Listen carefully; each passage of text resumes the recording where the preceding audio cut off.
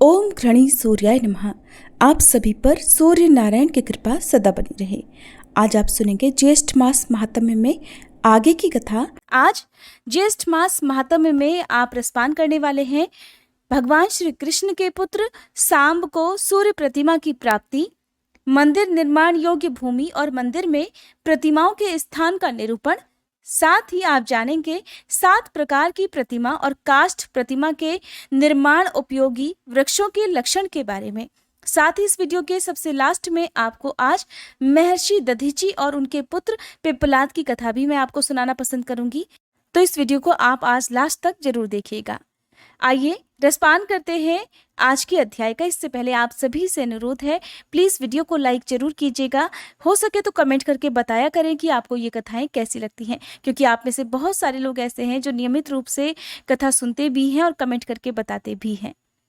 तो सुमंतु मुनि कहने लगे, हे राजन, इस प्रकार सांब सूर्य नारायण से वर प्राप्त कर बहुत प्रसन्न हुए और वर प्राप्ति को आश्चर्य मानते हुए अन्य तपस्वियों के साथ समीप में स्थित चंद्रभागा नदी में स्नान करने के लिए गए। वहां वे स्नान कर श्रद्धा के साथ अपने हृदय में मंडलाकार भगवान सूर्य की भावना कर मन में ये सोचने लगे कि सूर्य नारायण की कैसी प्रतिमा हो और उसे किस प्रकार कहाँ स्थापित करूं। इस प्रकार विचार कर ही रहे थे कि उन्होंने देखा चंद्रभागा नदी के ऊपर से एक अत्यंत दैदीप्यमान प्रतिमा बहती हुई चली आ रही है। प्रतिमा देखकर सांब को ये तो निश्चय हो गया कि ये भगवान सूर्य की ही मूर्ति है। जैसी उन्होंने आज्ञा दी थी, ये तो वही सूर्य प्रतिमा है, इसमें किसी प्रकार का कोई संदेह नहीं। ये सोचकर नदी से उस तेज से चमकती हुई मूर्ति को निकालकर उन्होंने मित्रवन यानी कि जो जगह मुल्तान में है, उसमें एक स्थान पर तपस्वियों के साथ विधि पूर्वक उसकी स्थापना की। ये भी आप जानिए कि हमारे सनातन धर्म की जो पहुंच है, हमारे सनातन धर्म की जो संस्कृति है या जो प्रतिमाएं हैं, वो कहाँ कहाँ तक है। तो उनकी जो मूर्ति थी, उन्होंने वो मुल्तान में एक जगह है मित्रवन, वहां पर स्थापित कर दी। अब स्थापना करने के बाद उन्होंने एक दिन सूर्य प्रतिमा को प्रणाम करके पूछा कि हे नाथ, आपकी ये प्रतिमा किसने बनाई? इसकी आकृति तो बड़ी सुंदर है, आप कृपा कर बताइए। तो वह प्रतिमा कहने लगी, सांब, पूर्व काल में मेरा रूप प्रचंड तेजोमय था। उससे व्याकुल होकर सभी देवताओं ने प्रार्थना की कि हे प्रभु, आप अपना रूप सभी प्राणियों के सहन करने के योग्य बनाएं, नहीं तो हम सभी जल जाएंगे। मैंने महातपस्वी विश्वकर्मा को आदेश दिया कि मेरे तेज को कम कर मेरा निर्माण कर दिया जाए। मेरा आदेश प्राप्त कर उन्होंने शाक द्वीप में चक्र को घुमाकर मेरे तेज को खराद दिया। उसी विश्वकर्मा ने कल्प वृक्ष के काष्ठ से ये मेरी सुलक्षणा प्रतिमा बनाई है। तुम्हारा उद्धार करने के लिए मेरी आज्ञा के अनुसार विश्वकर्मा ने ही सिद्ध सेवित हिमालय पर इसे निर्मित कर चंद्रभागा नदी में प्रवाहित कर दिया है। सांब, ये स्थान बड़ा शुभ है, बहुत सुंदर है। यहाँ सदा मेरा सानिध्य रहेगा। प्रातःकाल मनुष्यगण इस चंद्रभागा के तट पर मेरा सानिध्य प्राप्त करेंगे। मध्याह्न में कालप्रिय में अर्थात कालपी में और अनंतर यहाँ प्रतिदिन आकर मेरा दर्शन प्राप्त करेंगे।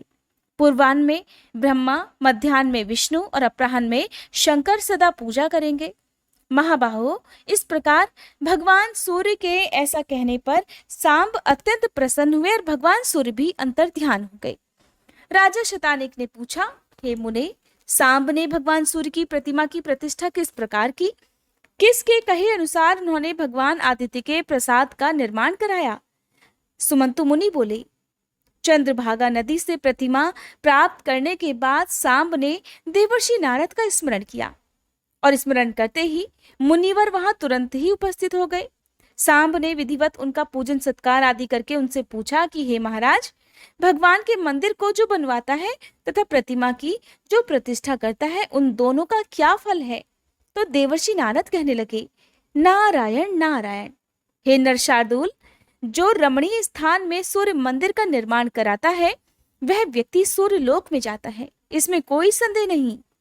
सांब ने फिर पूछा, हे मुनिवर, सूर्य मंदिर का निर्माण किस प्रकार और किस स्थान पर कराना चाहिए, आप इस बारे में भी बताइए।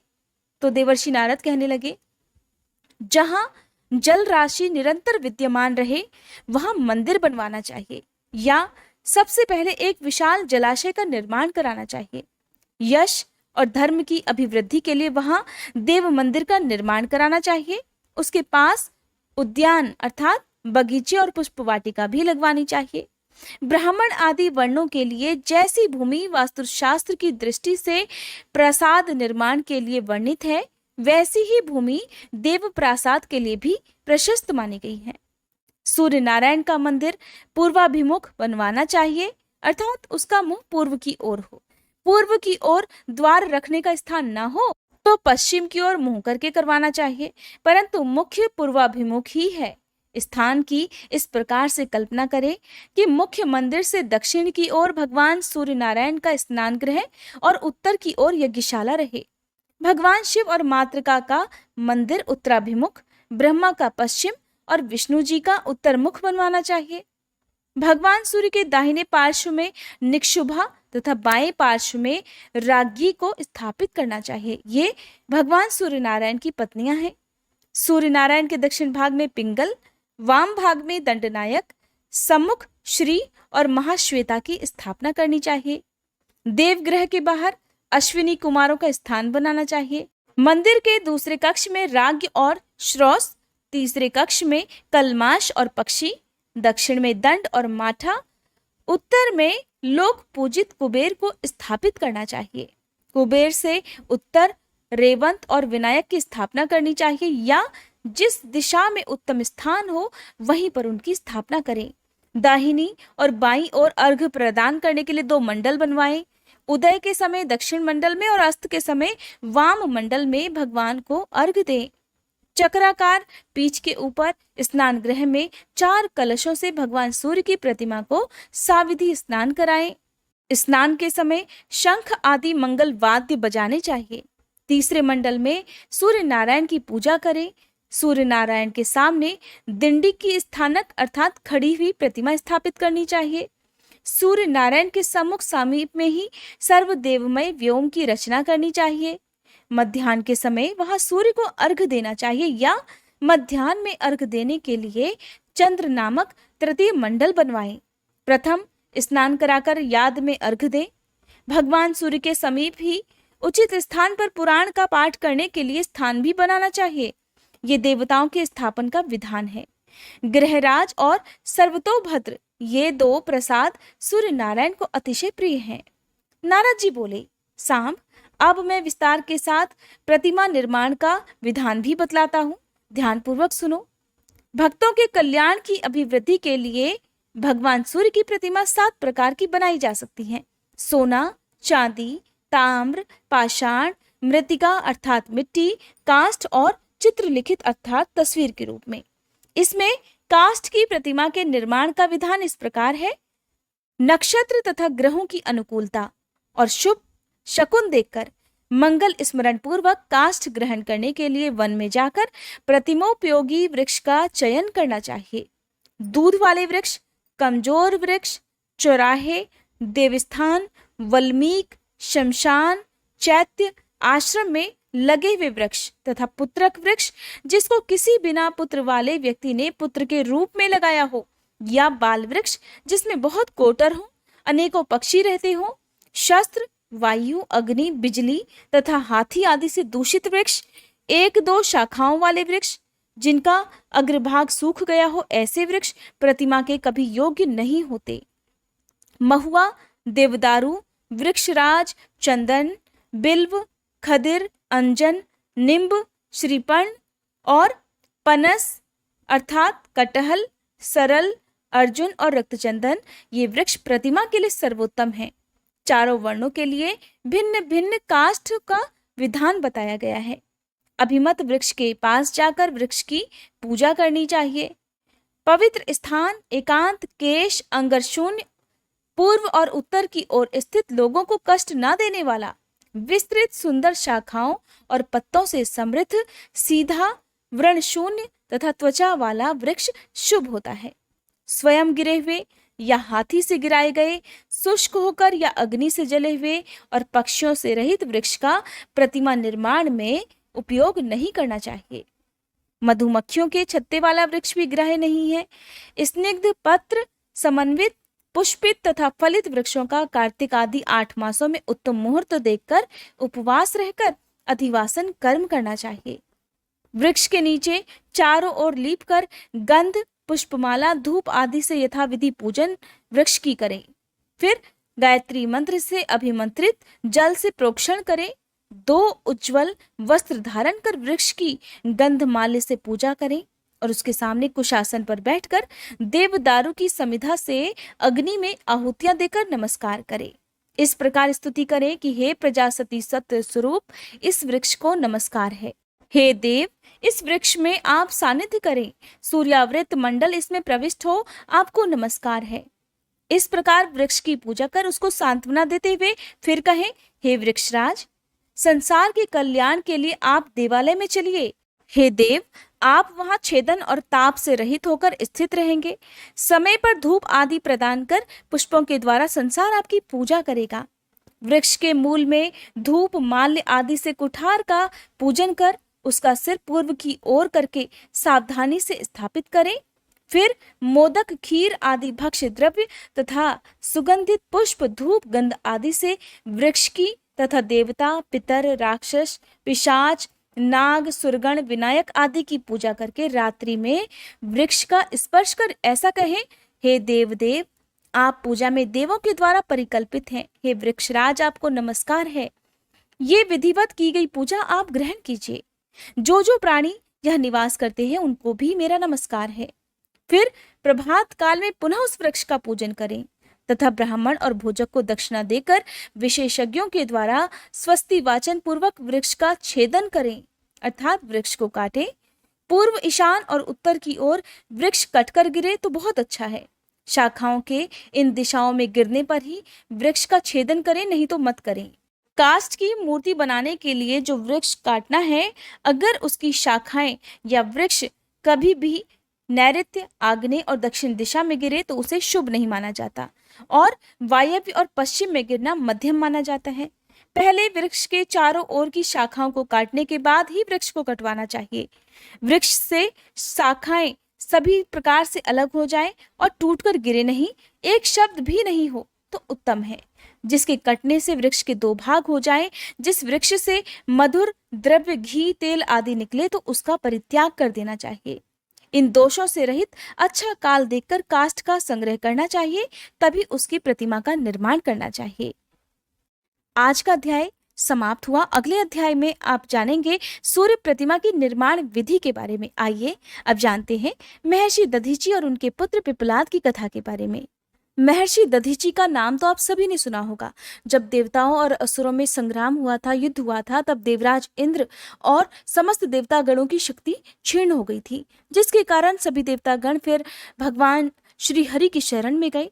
भगवान श्री हरि ने उन्हें सुझाव दिया कि महर्षि दधीची अगर योग के द्वारा अपने प्राणों का त्याग करेंगे तो उनकी अस्थियों से बनाए गए वज्र से ही आप समस्त असुरों पर विजय प्राप्त कर सकेंगे। तब भगवान के कहने पर देवराज इंद्र रूप बदलकर महर्षि दधीची के पास गए, लेकिन महर्षि दधीची ने अपने तपोबल से उनके छद्म वेश को जान लिया था। इस बारे में भी बहुत रोचक कथा प्रसिद्ध है। अगर आप इस बारे में जानना चाहते हो तो कमेंट बॉक्स में मुझे जरूर बताइएगा, ताकि अगली वीडियो के लास्ट में इसी तरह से एक और नई कथा मैं आप सभी को सुना सकूं। तो जो देवराज इंद्र के हाथ में आप वज्र देखते हैं वो महर्षि दधीची की अस्थियों से बना हुआ ही वज्र है, जो बहुत शक्तिशाली है, जिसके बल पर ही देवराज इंद्र ने सभी असुरों का संहार किया था, उन सभी को पराजित किया था। शमशान में जब महर्षि दधीची के मांस पिंड का दाह संस्कार हो रहा था तो उनकी पत्नी अपने पति का वियोग सहन नहीं कर पाई। पास में ही स्थित विशाल पीपल वृक्ष के कोटर में अपने 3 वर्ष के बालक को रखकर स्वयं चिता में बैठकर सती हो गई। इस प्रकार महर्षि दधीची और उनकी पत्नी का बलिदान हो गया, लेकिन पीपल के कोटर में रखा हुआ बालक भूख प्यास से तड़प तड़प कर चिल्लाने लगा। जब खाने के लिए कोई वस्तु नहीं मिली तो कोटर में गिरे हुए पीपल के गोंदों यानी कि जो पीपल के फल हैं उन्हीं को खाकर वह बच्चा बड़ा होने लगा। फिर बाद में पीपल के पत्तों और फलों को खाकर बालक का जीवन किसी प्रकार सुरक्षित रहा। एक दिन देवर्षि नारद वहां से गुजरे। नारद ने पीपल के कोटर में बालक को देखकर उसका परिचय पूछा तो नारद बालक से पूछने लगे कि हे बालक, तुम कौन हो? बालक उल्टा मुनि से ही प्रश्न करने लगा, मैं भी तो यही जानना चाहता हूँ कि मैं कौन हूँ। तो नारद कहने लगे, अच्छा तुम्हारे पिता कौन है, तुम्हारे जनक कौन है? बालक कुछ नहीं जानता था, तो मुनि से कहने लगा, मुनिवर मैं भी तो यही जानना चाहता हूँ कि मेरे पिता कौन है। तब देवर्षि नारद ने ध्यान से उस बालक को देखा। ध्यान से देखने के बाद आश्चर्यचकित होकर देवर्षि नारद ने उस बालक को कहा कि हे बालक, तुम तो महान दानी महर्षि दधीचि के पुत्र हो। तुम्हारे पिता की अस्थियों का वज्र बनाकर ही देवताओं ने असुरों पर विजय प्राप्त की थी। नारद जी ने बताया कि तुम्हारे पिता दधीचि की मृत्यु मात्र 31 वर्ष की आयु में ही हो गई थी। ये बात सुनकर बालक बहुत हैरान हुआ, महर्षि से प्रश्न कर बैठा, मुनिवर मेरे पिता की अकाल मृत्यु का कारण क्या था? देवर्षि नारद कहने लगे, पुत्र तुम्हारे पिता पर शनि देव की महादशा थी। तो बालक कहने लगा, मुनिवर फिर बताइए, मेरे पिता के ऊपर आई हुई विपत्ति का कारण तो शनिदेव की महादशा थी, किंतु मेरे ऊपर आई हुई विपत्ति का कारण क्या था? नारद जी कहने लगे, शनिदेव की महादशा। ऐसा कहकर देवर्षि नारद ने पीपल के पत्तों और गोंदों को खाकर जीवित रहने वाले उस बालक का नाम पिपलाद रखा और उसे शिक्षा दीक्षा देकर दीक्षित किया। देवर्षि नारद के जाने के बाद बालक पिपलाद ने नारद जी के बताए अनुसार ब्रह्मा जी की घोर तपस्या कर उन्हें प्रसन्न किया। ब्रह्मा जी ने जब बालक पिपलाद से वर मांगने को कहा तो पिपलाद ने अपनी दृष्टि मात्र से किसी भी वस्तु को जलाने की शक्ति मांग ली। ब्रह्मा जी से मिले वरदान पर सबसे पहले पिपलाद ने शनि देव का आह्वान कर अपने सामने उन्हें प्रस्तुत किया। सामने पाकर आंखें खोलकर उन्हें भस्म करना शुरू कर दिया। शनि देव का पूरा शरीर जलने लगा, जिससे ब्रह्मांड में कोलाहल मच गया। सूर्य पुत्र शनि की रक्षा में सारे देवता विफल हो गए। सूर्यदेव भी अपनी आंखों के सामने ही अपने पुत्र को जलता हुआ देखकर श्री ब्रह्मा जी से उन्हें बचाने हेतु विनय करने लगे। फिर ब्रह्मा जी स्वयं पिपलाद के सामने पधारे और शनिदेव को मुक्त कर देने की बात कही, किंतु पिपलाद इस बात के लिए तैयार नहीं हुए। तब ब्रह्मा जी ने एक के बदले 2 वरदान मांगने की बात उनसे कही। तब कहीं जाकर पिपलाद ने प्रसन्न होकर निम्नवत 2 वरदान मांगे। श्री ब्रह्मा जी से उन्होंने कहा, हे ब्रह्मा जी, जन्म से 5 वर्ष तक किसी भी बालक की कुंडली में शनि का कोई स्थान नहीं होगा, ताकि मेरे जैसा कोई और बालक अनाथ न हो। दूसरा, मुझ अनाथ को शरण इस पीपल वृक्ष ने दी है, इसलिए जो भी व्यक्ति सूर्योदय के पहले पीपल वृक्ष पर जल अर्पित करेगा उस पर शनि की महादशा का असर नहीं होगा। ब्रह्मा जी ने तथास्तु कहकर वरदान दिया। तब पिपलाद ने जलते हुए शनि को अपने ब्रह्मदंड से उनके पैरों पर आघात करके उन्हें मुक्त कर दिया। शनिदेव मुक्त तो हो गए, किंतु दंड से उनके पैरों पर आघात पहुंचा था, जिससे शनिदेव के पैर क्षतिग्रस्त हो गए और वे पहले जैसी तेजी से चलने लायक नहीं रहे। इसलिए तभी से शनिदेव शनैः चरति यह शनैश्चर, अर्थात जो धीरे चलता है वही शनिश्चर है, ऐसा कहलाए। और शनि आग में जलने के कारण काली काया वाले अंगभंग रूप में हो गए। यही कारण है कि शनिवार के दिन शनि देवता और पीपल के वृक्ष की पूजा एक साथ की जाती है। यही कारण है कि शनिदेव की मूर्ति हमेशा काले रूप में ही होती है। हरे कृष्णा। आज के अध्याय में बस इतना ही। इसके आगे की कथा आप सभी आने वाले अध्याय में सुनिएगा।